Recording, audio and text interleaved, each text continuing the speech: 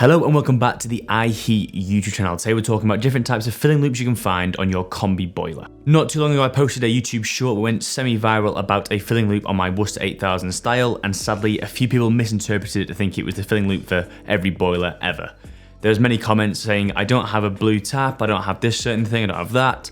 And instead of replying to every single comment saying that you do not have this boiler, stop asking where it is, I'm going to make the full video about the different types of main filling loops you'll find on your Combi boiler. So if you're currently struggling with issues with the pressure on your boiler, maybe it's not working, you try to have a shower and your hot water's not working, it'll all be due to low pressure, and hopefully this video will fix it for you.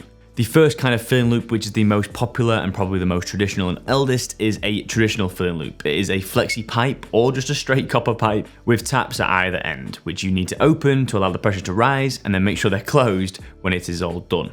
For those who don't know, boiler pressure needs to be between 1 and 1.5 bar for your boiler to run the most efficiently and in the safest way possible. Is there any issues with it being higher? Not too much, but if it goes over that 2 mark, you can have issues, so you do need to reduce it down.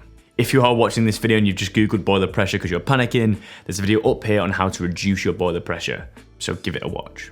Now, if you are looking underneath your boiler at the pipework and you cannot see this flexi pipe or a pipe with these two taps, it is most likely you do not have a traditional filling loop for your boiler and you have to wait for the other two options at the end of this video. But if you have some sort of configuration of that where you can see 2 taps, don't rush into things, don't start messing with things.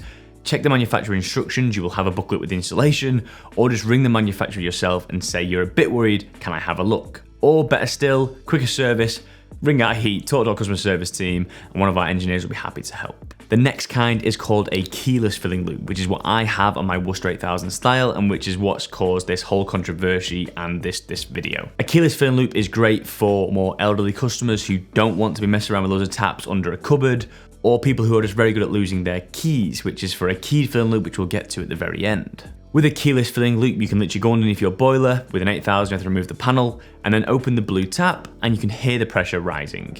A few manufacturers do have this, so look under the boiler and see if there is a single lever, which will be most likely a filling loop. But again, if it is not a Worcester boiler and it is not a blue tap, do not rush into it guns blazing and pull it down as you do not know what you are doing. In this case, again, ring your manufacturer or your installation company, or better still, iHeat to talk to our customer service team. Finally, the third most common type of filling loop is a keyed filling loop. And this is quite inconvenient for some people, as you have to make sure you do not lose a key, which I am awful for. I lose keys everywhere and for everything. In some cases, the person who installed your boiler or the person who used to live in the home may have left the key just in the boiler already, but I wouldn't advise leaving it there. When your boiler is installed, especially from iHeat, we will give you a little manual and a booklet and a filter key, which goes onto the filter on your boiler system, which is normally left in a cupboard or drawer near the boiler. I would recommend leaving your key in there too.